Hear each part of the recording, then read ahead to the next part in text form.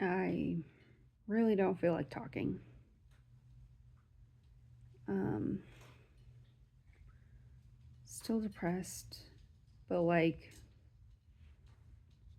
getting through it. It's all normal.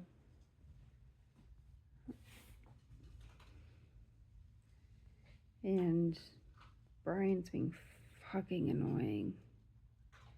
I get it. He's trying to help. He thinks that he's pushing me to do something.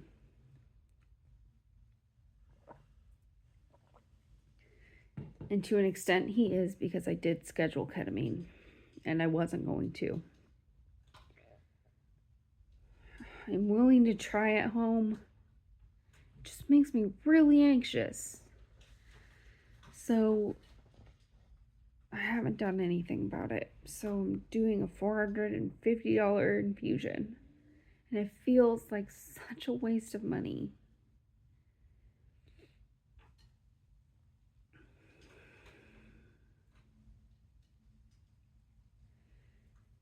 Brian keeps trying to push me to reach out to my therapist, and I loved my therapist. She was really amazing. Um, but I think that I need to move on to a new one, because I think a new one will be able to give me obviously different perspectives, but also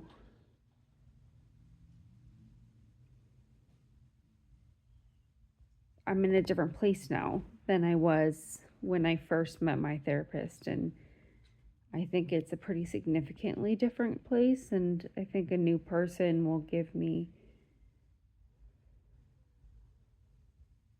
yeah, I mean, really just a new perspective. I think I want to maybe focus on my childhood a little bit more, actually process or try to remember what happened in my childhood. I don't remember much of it. I remember a lot of sports. Um, Growing up, I am the middle of three children. My only girl between two boys, and I am bullheaded. I know what I want. I was not afraid to say what I wanted. My nickname was Taz. Probably the autism, if I had to guess. I don't remember why that would be my nickname, but apparently I was a Tasmanian devil, because that was what my nickname was. And it took them 30 years to. Okay, I'm not even diagnosed. But it is definitely neurospicy, whatever it was. I don't remember a lot of it. Um, I know that as soon as we could start bowling, we were signed up for bowling on Saturday mornings, because we could do bowling before we could do soccer. And as soon as we could do soccer, we were signed up for that. And for baseball, when I was in fourth grade, I was signed up for basketball. And I was a natural athlete. I'm not anymore, but I certainly was as a kid. Um, I mean, I just was. I've definitely, I mean, it for a random city in Washington, right? Like, I wasn't going to college off sports. I mean, I might have been able to go to college off of sports, but I think that I would have had to pick one to focus on, because I was doing up to three, most of the time two, at any point in time in my life. And I played select for two sports. And so everything was basketball and soccer. Um, I think I started select basketball first. I got recruited. I played, rec league or whatever, and somebody recruited me. So that started fourth grade. I don't know why I have that so firm in my head, but I'm like sure it was fourth grade. And then so I played that until year round until high school, till I joined high school. I I mean, I was a good. I made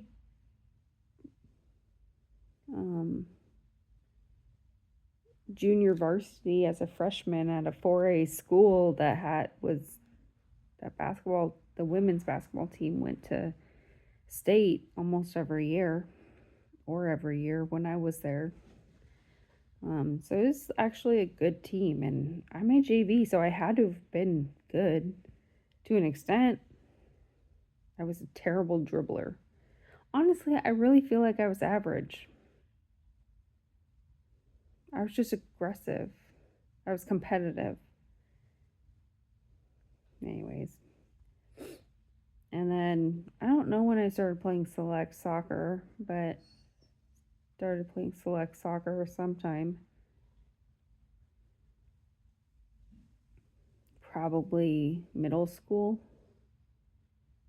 Yeah, I mean, it had to have been middle school because I stopped playing select soccer once I was in high school. So, yeah. And when I was in middle school, I tried out for the volleyball team and I was super strong, so I could like serve really well. And the coach, he was so impressed. It was funny. Still remember that.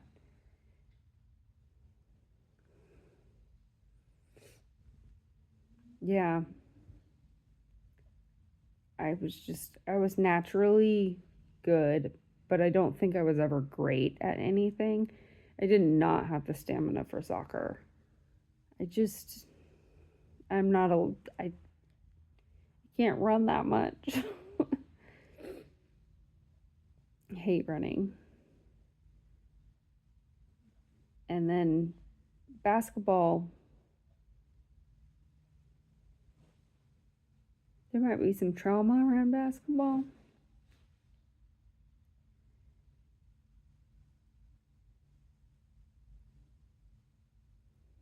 I don't know. There's definitely trauma around basketball for a couple of reasons, which is odd. Um,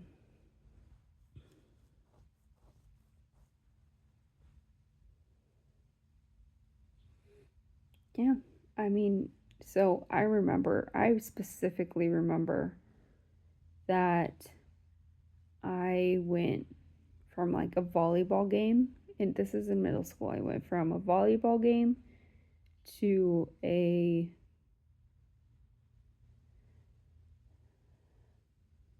soccer practice, and immediately from soccer practice to basketball. I don't think I ate dinner probably until after basketball. I have a distinct memory of doing that. So I guess there's not really a whole lot to remember about my childhood. I just went from one sport to the next, and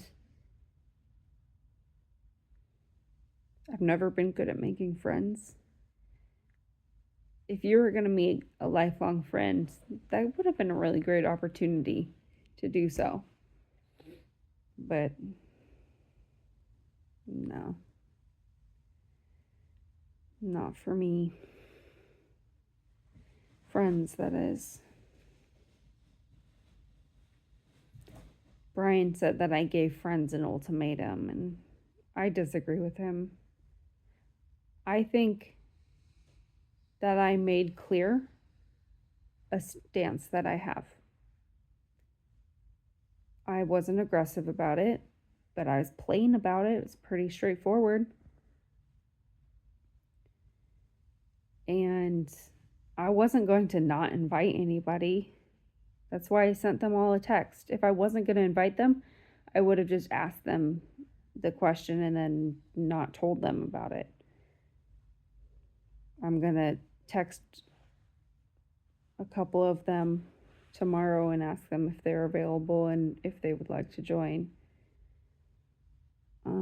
But I feel like I was really straightforward. I told them where I'm at. I told them that I am not likely to not say something about what's happening in the world, and if that will make them uncomfortable, then they may not want to come. It's really up to them and their comfort level, but I'm not.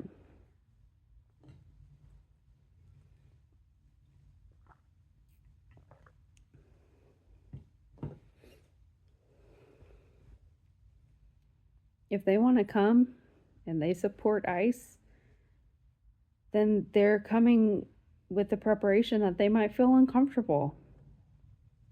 I mean, and if that's the case, then that's amazing. That's the kind of person who I want to come, because they wouldn't come if they weren't open-minded, because they know who I am. They're my friend. All of them have known me for, most of them have known, all but one of them has known me for 5 years or more. So they know who I am. I feel like I'll send them a follow-up text tomorrow, because in case they took things the way that Brian did, I'll make sure that they're aware that they are still invited. The ones who didn't respond.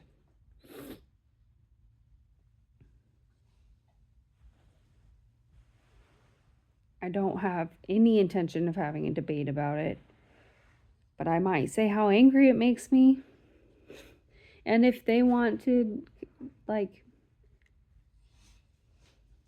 I'm not going to have a debate though. But if they want to have an open, honest conversation, like, why would I say no to that? So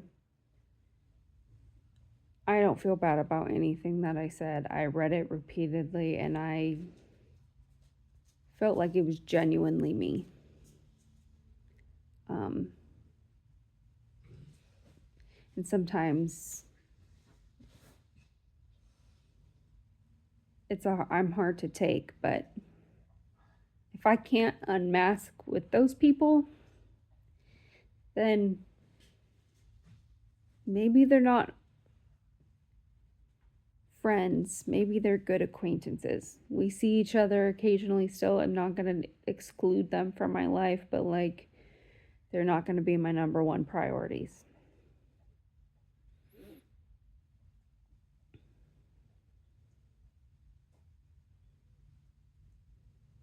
But the more people you do that to, the less people you have.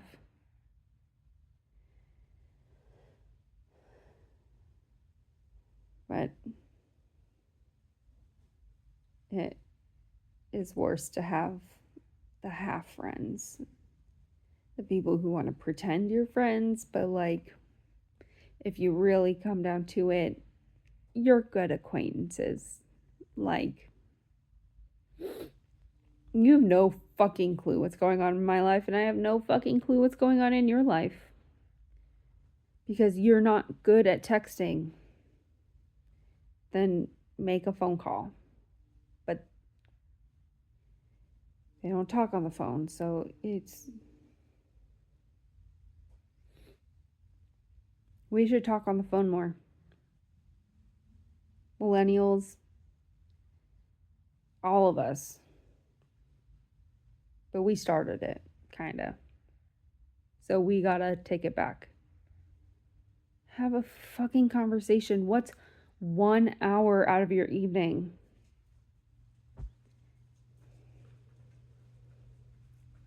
It's hard to do that when you're depressed, though. Especially because you don't want to burden the people around you. Milo, you had every opportunity to go outside. I know, you've been sitting at the door. Off, please. I don't like you sitting on my chair like that. Milo, off. No.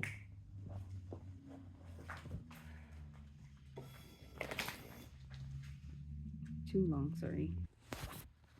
So, I'm in a spot where I need community, and the people who are in that community right now they're good people, all of them. I wouldn't be friends with them if I didn't believe that.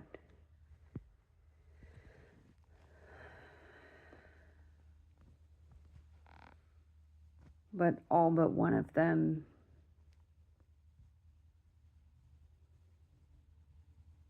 is just a good acquaintance.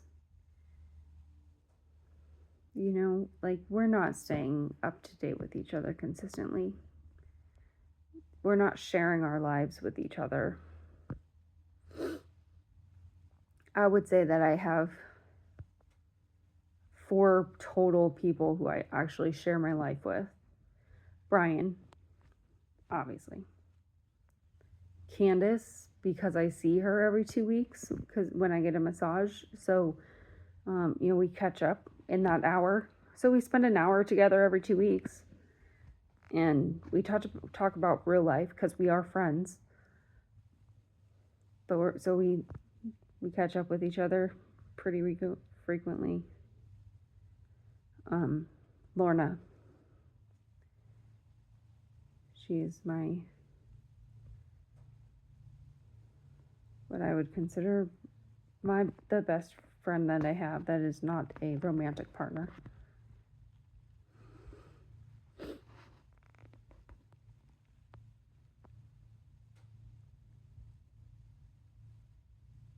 I said 4. Why did I say 4? I think I counted Brian twice. Yeah, so I've got 3 people who generally know what's going on in my life and mind theirs. And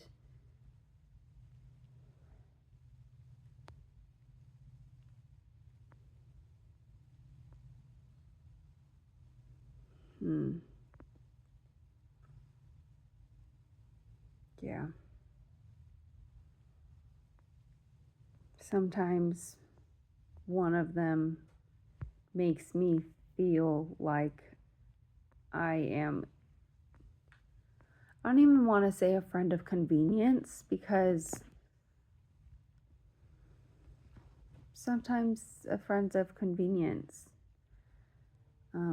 And I get that to an extent because I'm trying not to treat my friends like that, because I always host them once a quarter. That's what I always say. We host friends once a quarter minimum.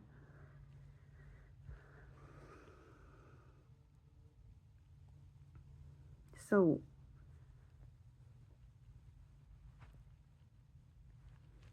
it's just, when you have people like that, it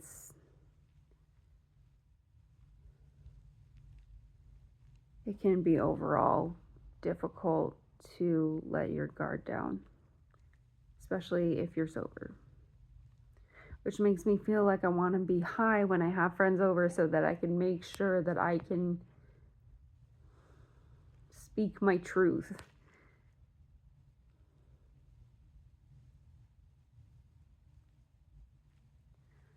So I'm looking for a new therapist.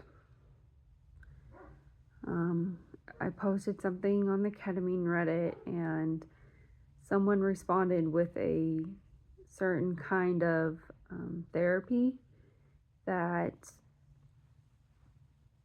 I hadn't heard of before. It seems interesting. I mean, worst case scenario, I'm like, no thanks, and I spend some time with somebody unless they're a terrible therapist, I expect I'll get something out of it so worst case scenario, it's temporary and I have to look for someone new, but I'll try it. I don't remember what it's called, and I don't really have a great understanding of it because I'm having a hard time retaining information. But I'm interested to talk to somebody about it who has a good understanding of it. I feel like everything I've read has been kind of vague, which makes me think that it's something that you kind of have to get into to fully get. So we'll see. I have a consultation next week, I think.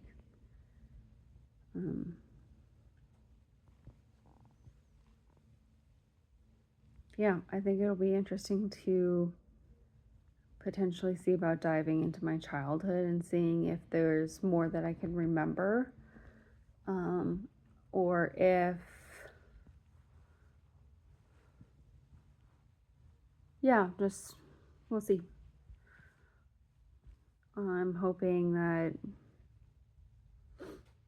I'm thinking I don't want to see them that frequently. I don't have a lot to say, and I really do have my own tools in place. I'm just not really using them right now because it's really hard to, because all my coping mechanisms that are not, I'm learning to crochet in a month, and I'm really hoping that I'll love it because I need something to do with my hands that isn't leaning over a table, because that always makes my back hurt so bad.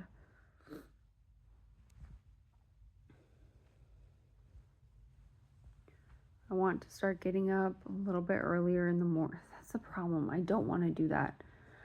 I was going to say that I want to get up a little bit earlier in the mornings and do just some light workouts, just some physical therapy things that will keep me strong and help my body hopefully not dissolve quite so quickly. But one, mornings are impossible for me. I honestly hate it. Like, every single day, it's a fight to get out of bed. It is a battle. It makes it so hard. So there's that. And like, get up to stretch / do a little workout. Not convincing. But also, I don't like working out when Brian's here. So I guess I need to figure out a way to do it on my lunch break, because I just don't like working out when Brian's here. I don't know why. But I don't.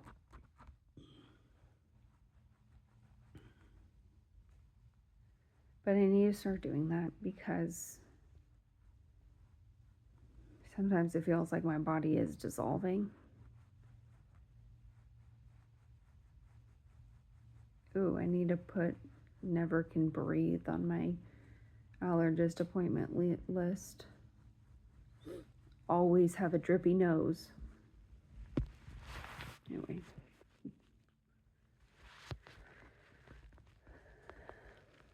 So Brian's been bugging the shit out of me lately. And you can't really accredit me looking for a therapist and whatnot to Brian, because I've been passively doing it since before he started being aggressive about helping, which is like the biggest fucking turnoff. It makes me want to not be around him at all. Feels like everything he throws at me is accusatory, even when it's not, because I'm fucking on. But also, it is.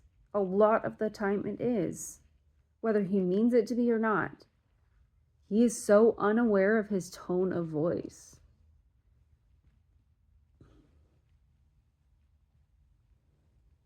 So he says. little girl cat. So that's Evie.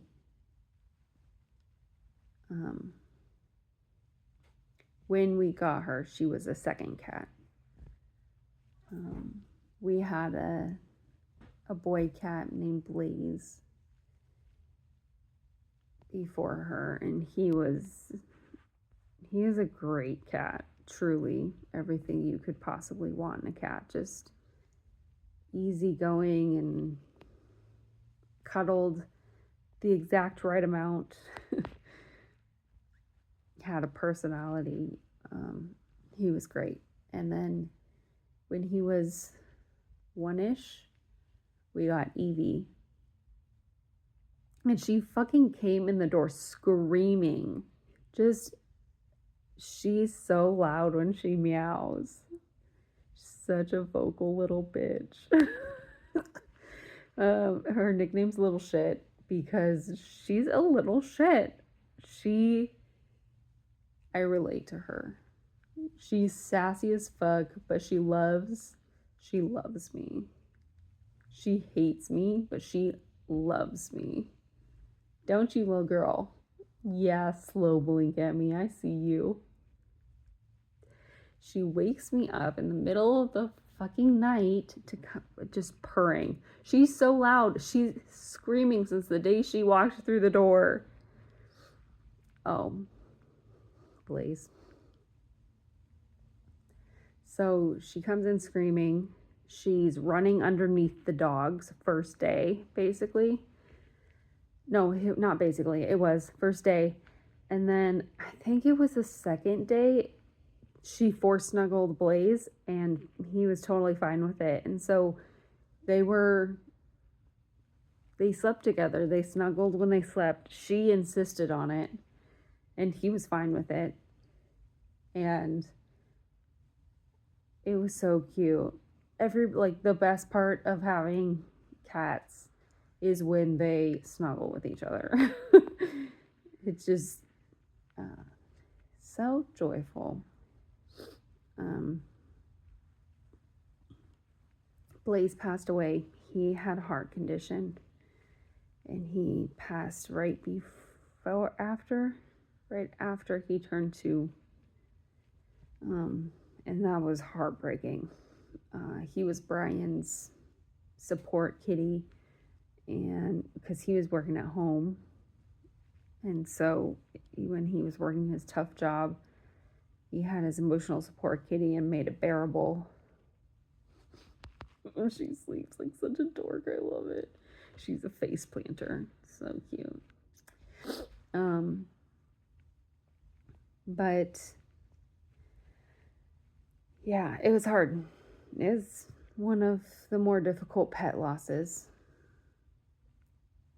So after Blaze, some time had passed, we got Huey. You could tell that Evie could feel the effects of Blaze not being here. They were buddies. So we got Huey, and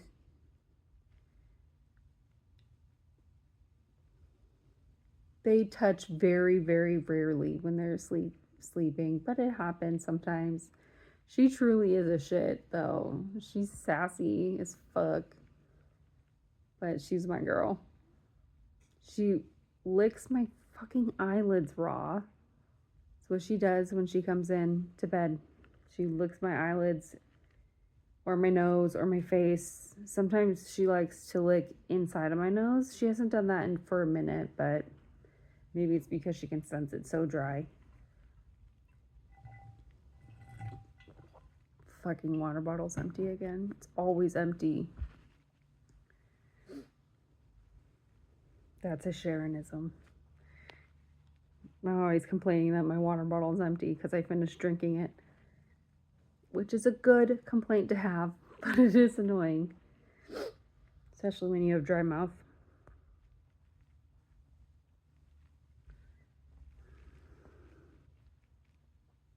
So, yeah, we will see about the therapist.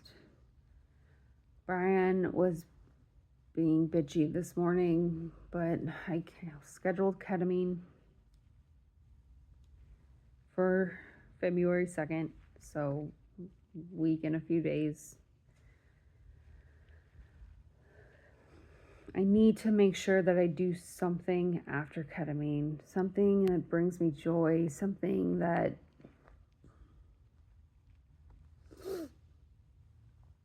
I don't know. I'm not sure yet. I'm going to figure that out. But it doesn't have to necessarily be super active, but yeah, maybe I can convince Brian to play games with me if I'm up for it. I don't know. Just literally socializing is exhausting, and I don't feel like talking.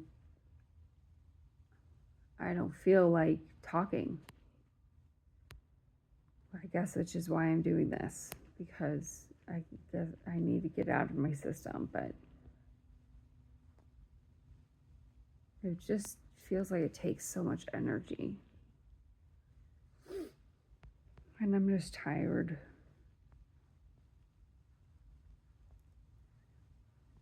It's being depressed for you.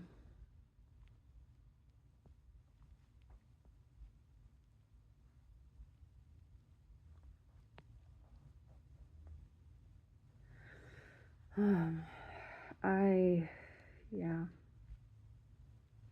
You know, if my text ends a friendship, then that's really unfortunate, but it's probably not a friendship that would have sustained, because what is happening in the United States is not worth the discomfort to talk about it. We have to. We can't pretend. There is no pretending.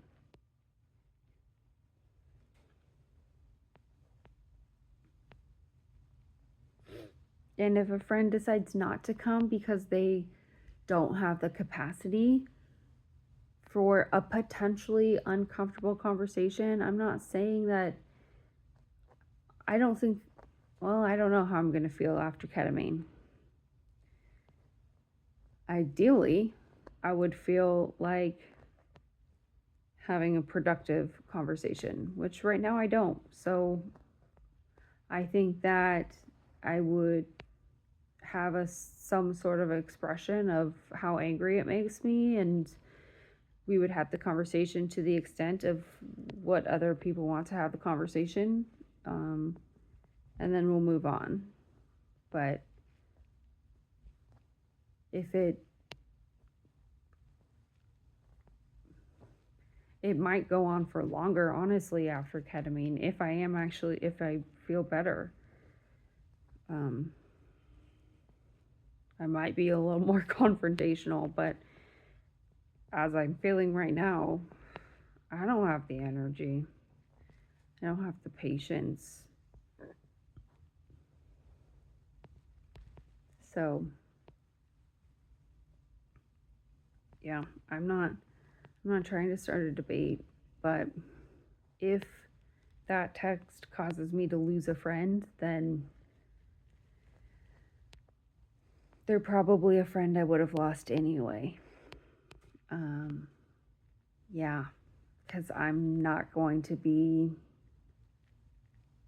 close to people. I'm not going to invite people who are on the wrong side of history into my home.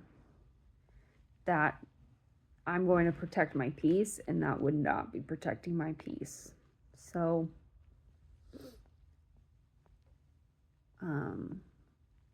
that being said, if any of my friends say that they support ICE, they will still be invited into my home, because I feel like it's early enough that they could be complicitly ignorant. I wouldn't be surprised if some of them just believe what they're told, whatever it is that they're told, because that's what they see and they don't really see anything else. So that's fine. But if they choose not to hang out with me specifically because they support ICE and they don't want to be in that have a potential conversation about it, then that's fine too. But they don't need to be invited in my home, because this is a safe space where we talk about hard things, and that's weighing on my mind, and I'm not going to keep it to myself, because one, it's the right thing. The right thing is to talk about what's happening. You can't pretend like it's not happening. You can't become complacent. They're kidnapping people off the streets. You cannot. Clearly, I feel passionately about it. So if they can't have that conversation, and it will disrupt their peace, then they shouldn't come over. I don't feel bad about the text I sent, and it makes me really angry that Brian tried to make me feel bad about the text I sent. I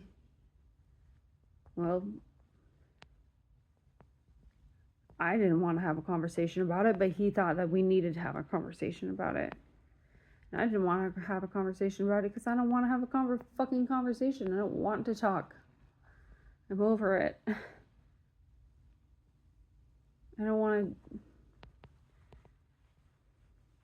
I need to escape it sometimes. And he thinks that me sitting on my phone is toxic.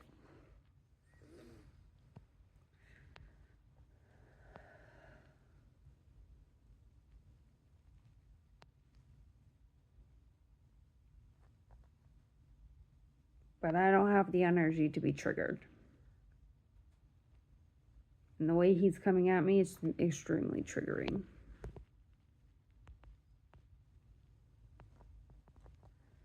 And I'd rather just avoid all conversation, because I don't.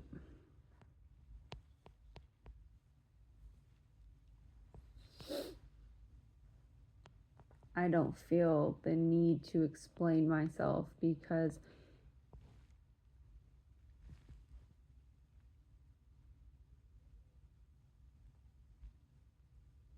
I feel like he just kind of takes the worst intention from me.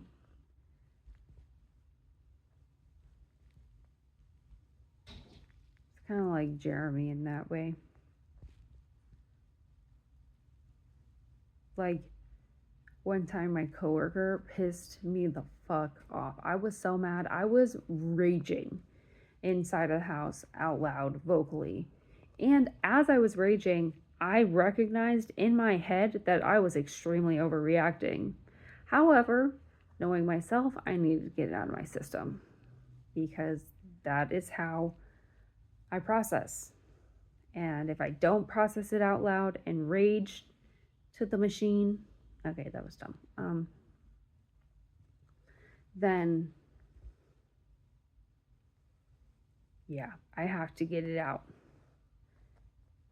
And then I was typing a response to my coworker, and Brian comes up and he tells me that I'm overreacting, which is, really something that the person who's overreacting needs to hear, is you to tell them in the moment, fuck off, truly. Read the fucking room. But he also, I don't remember what he said, and I know he didn't phrase it like this, but he basically told me, don't be an asshole to her, because I was aggressively typing. He didn't know what I said at all. He had at that point in time absolutely no clue what I had sent her. He just assumed that it was petty or immature or not thought through.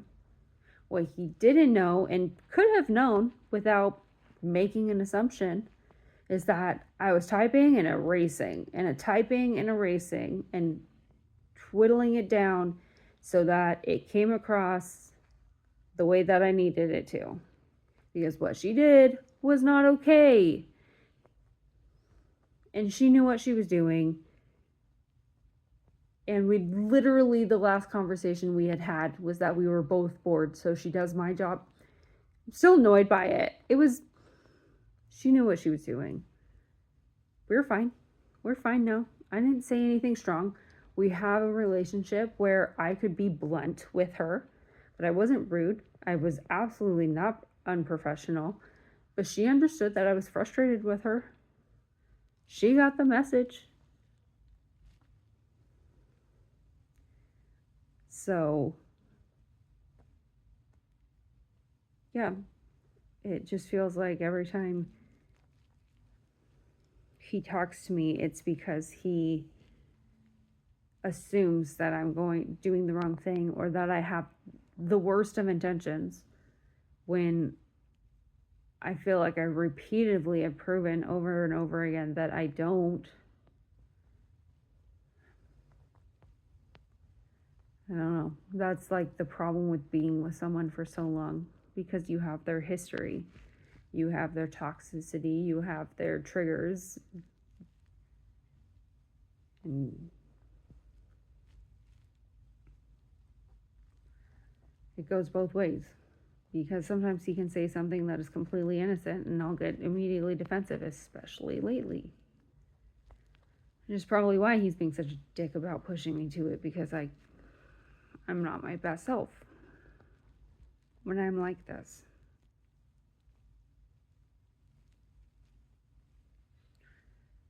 So,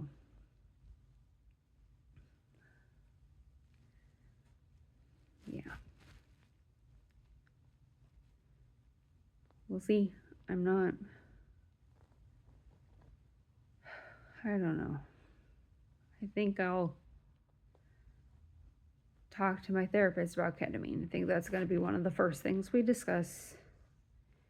I'm hoping they'll have experience with ketamine, because the person did say that they were doing it with their ketamine and they found it to be very helpful. So hopefully that means at least they semi-regularly have experience with ketamine.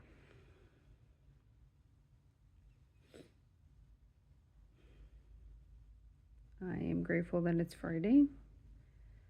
I've got a productive day planned for tomorrow. I plan on walking to the grocery store because we need eggs, and it is my fault because I did not ask Brian for eggs, although it's a staple in our house, so to assume that he would buy some doesn't seem that far-fetched.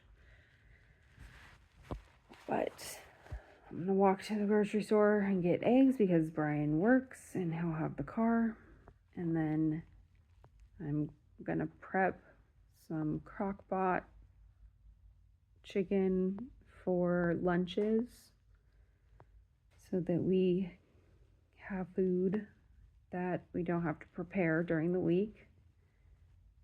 And then I'm going to do the same thing but for breakfast, and then if I'm up for it, I'm gonna vacuum. That's my plan. I'll at least do a little bit of vacuuming. We'll see how much I get done. I would like to vacuum my office. It is in need. So that's my intention. And then on Sunday, I am meeting Cecil, my puppy. We weren't able to meet last weekend because her husband took a fall and they needed to get him checked out. So that was unfortunate, but we rescheduled for this weekend, and I do look forward to talking to her. Yeah, we can get a little bit serious, but it's generally lighthearted, and I respect her. So we'll see kind of what wisdom she can share. And then we've got football on Sunday. So, yeah, it should be a semi-replenishing weekend at least. Not doing too much, but not doing too little. still have plenty of time to sit on my ass. But I'll take walks on both Saturday and Sunday, so I'll at least get out of the house and get fresh air. So, yeah. I think I got most things out of my head so that I can go to bed. I probably will compose a text to send to my friends who didn't respond to my first text for tomorrow. Because given that very lengthy message I sent them, I can be the one to follow up. It was a lot. So yeah, I'll probably do that because otherwise I'll be laying in bed trying to compose it. And then I'll do a meditation when I get in bed. I was able to fall asleep like at the very beginning of it last night, which is probably the fastest I've fallen asleep in a while. So I hope that once I get kind of everything emptied out, I can just crash again. And ideally, I would sleep through Brian getting ready in the morning, because it would really be nice to just feel like I've gotten a full night's sleep where I wasn't woken up repeatedly throughout. Another thing to add to the allergist. So, yeah. Today's January 23rd.